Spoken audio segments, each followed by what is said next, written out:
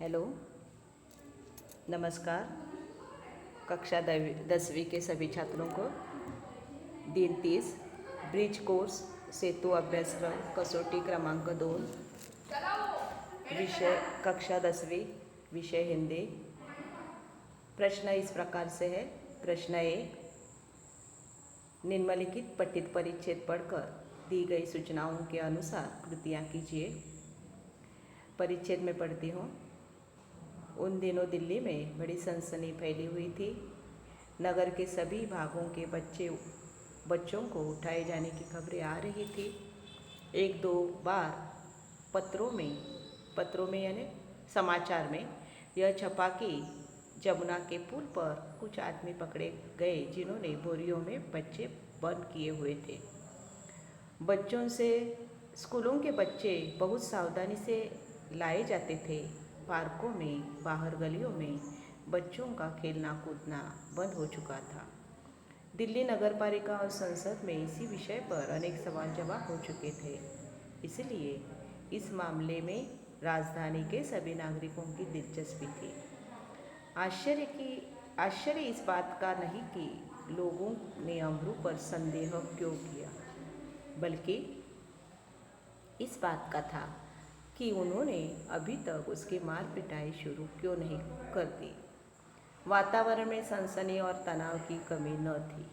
देखिए, यह परिच्छेद है, इसके बाद प्रश्न पूछा गया है।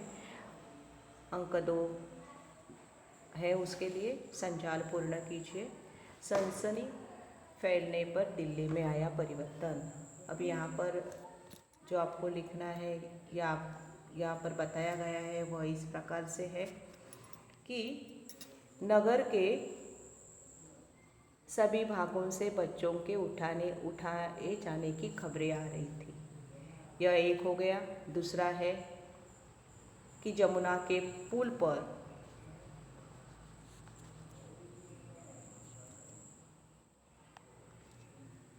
देखिए, जमुना के पुल पर कुछ आदमी पकड़े गए जिन्होंने बोरियों में बच्चे बंद किए हुए थे। उसके बाद स्कूलों से बच्चे सावधानी से लाए जाते थे। और उसके बाद है कि दिल्ली की नगर पालिका और संसद इसी विषय पर अनेक सवाल जवाब हो चुके थे। आप इसमें से कोई भी 4 उत्तर के तौर पर लिख सकते हो। आगे देखिए, दूसरा प्रश्न है, लोगों ने इस पर संदेह, शंका। यहाँ पर एक शब्द है अमरू पर किया था। अमरू। वातावरण में इसकी कमी न थी। यहाँ पर पूरा वाक्य ही ऐसा है, वातावरण में सनसनी और तनाव की कमी नहीं थी। तो आपको एक चौकोन में लिखना है सनसनी और दूसरे चौकोन में लिखना है तनाव। अगला देखिए, फैलती हुई सनसनी में मेरी भूमिका। तो आपकी भूमिका किस प्रकार से है? जब मैं इस प्रकार की फैलती सनसनी सुनता हूँ तब मात्र मेरे मन में या मेरे दिल में यह शंकाएं उपस्थित होती है कि यदि सोशल मीडिया पर विशाल नेटवर्क है जो सारे संसार को जोड़ता है, यह सकारात्मक भूमिका के साथ नकारात्मक भूमिका भी अच्छी तरह से अदा करता है और जनमानस पर प्रतिकूल प्रभाव डालता है, जो भविष्य में हिंसा और दंगे भड़काने का कारण भी बन जाता है।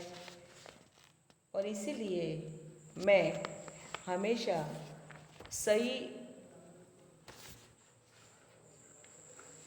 हुई सनसनी को ही मैं सुनूंगा। गलत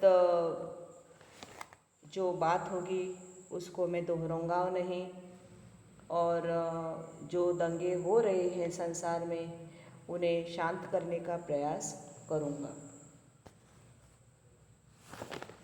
आगे देखिए, सवाल क्रमांक 2 है, निम्नलिखित पठित पद्यांश पढ़कर कृतियाँ कीजिए। यहाँ पर कृतियाँ करनी है तो उसके लिए आपको कविता दी गई है। यह हार एक विराम है, जीवन महासंग्राम है।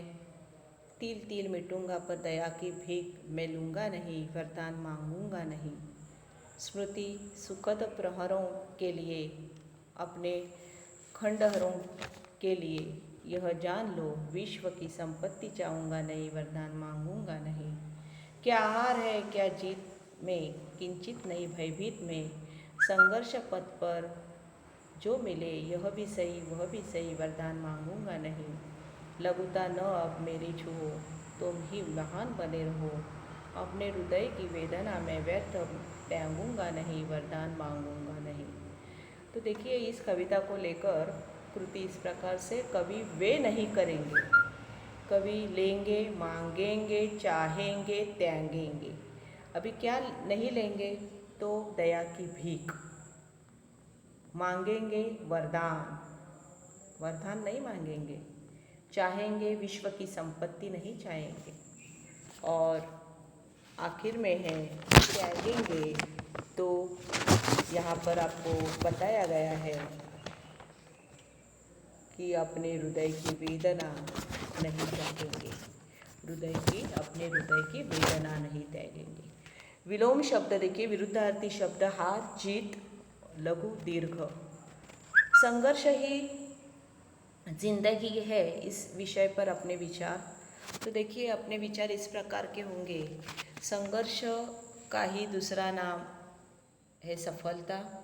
जिंदगी में यदि आपको सफल बनना है तो हर मोड़ पर संघर्ष करना ही चाहिए, क्योंकि सफलता ही हमारी हमेशा कदम चूमती है। आपको मालूम है कि यदि आप असफल हो जाए तो भी आपको निराश नहीं होना है, क्योंकि संघर्ष करते रहना है। सोचो मत आगे क्या होगा, अच्छा होगा या बुरा होगा, कार्य करते रहना है और संघर्ष के हर मोड़ पर ऐसा कार्य करना है कि आपको सफलता प्राप्त हो, और यही सफलता हमें अपने जीवन में आनंद और